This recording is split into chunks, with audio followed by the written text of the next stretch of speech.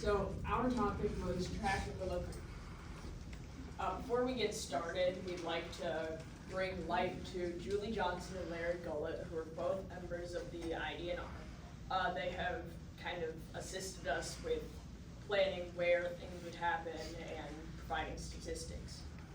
This is our group. I'm Aspen, I presented research. Howard is recording and is also a researcher. Micah is kind of screen man, also researching, and Faith is also a researcher.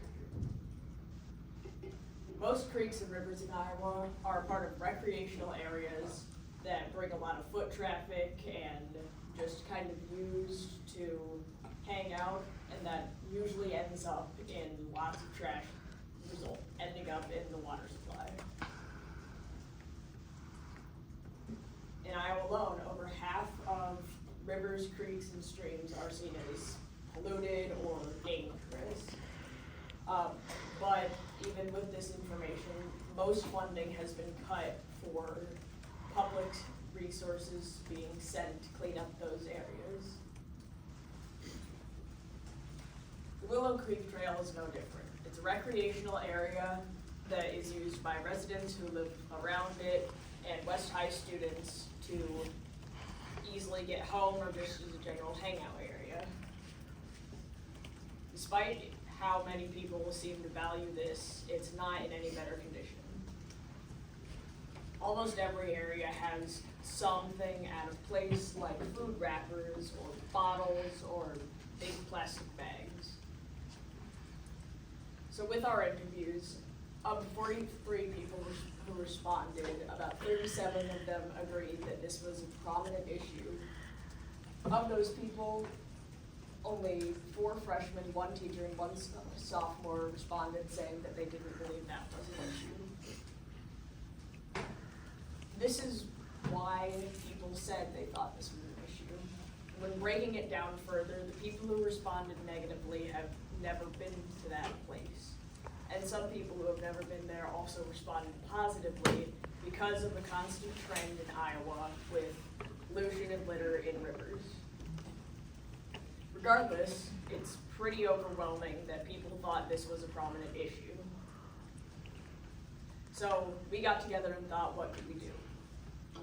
As a group, we decided that the best course of action could be a net that would just sit in the river and collect trash to prevent it from sinking to the bottom or ending up further in our water systems. With our first design being about 3-ish feet into the water, made of rope and just kind of stuck into the riverbank. But hearing feedback from customers, we decided that it would be the best idea to shorten the net. To shorten the net, we'd need to probably use a different material, and we wanted to do this because a main concern was that animals would get caught in that net, which was a valid concern. So we shortened it to maybe only 2 or 3 inches dipping into the river, made out of chicken wire, so nothing would fall off of it or fall through it. Because it would be made of metal, it would be a stronger material and could withstand heavier rainfall. We also decided we would put it under a man-made or natural bridge to keep it out of public eye and help prevent animals from getting caught in this. We found a good area, probably near the come and go, because there is a man-made bridge and that is one of the most prominent areas with litter. These were the results of people who saw our ideas. After revising, there was a great increase in positive results. Common questions we got were how often will these be cleaned? We thought every week or after every big storm, just so they wouldn't clog up the river. How many nets would be used in, say, Willow Creek? We decided 2, just because we wanted to prevent things from slipping past one of them. Where would these be placed?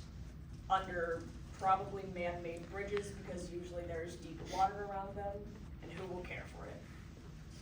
We decided to start kind of a fundraiser almost, and that would get volunteers to clean the nets. As well as using nets, Julie Johnson from the IDNR suggested starting a social media campaign to help bring more awareness to this prevalent issue. With this social media campaign, it would raise awareness, it would be a way to collect funding, and it would get volunteers who could get silver cord hours for cleaning up natural areas. Pricing breakdown. So on average, a 4x25 foot roll of chicken wire is $30-ish, and a pack of 30 hooks would cost $6. Ground stakes being about $5 to $10, depending on the brand. So for one net, we figured out that it would be maybe $12 at the most. And the money needed for this project could come out of pocket or from the fundraiser from our social media campaign. But what's the point of all of this? With the effort needing to be put in, we wanted to make sure people saw a needed necessary benefit. People admitting that parks are representations of our cities, and we want to show that all residents have a nice, clean place to enjoy themselves. The value is to be a small contribution, making Iowa City more eco-friendly. It would look better. Litter gives negative looks to the city, and the natural environment should be preserved. That was from students and teachers alike. While not only benefiting people and making it look better, it would also benefit the wildlife that calls that creek home. This is our storyboard. Our first step was identifying the issue, and this included us brainstorming to find a issue that we could solve and would help more people. Step 2 was designing a solution. After we figured out that Willow Creek had this issue, we had to come together and figure out a viable solution that wouldn't cost too much or be an eyesore. Step 3 is presenting the solution. We are currently in this phase, and this is collecting feedback from others to try and put this in place. Step 4 is moving to the future.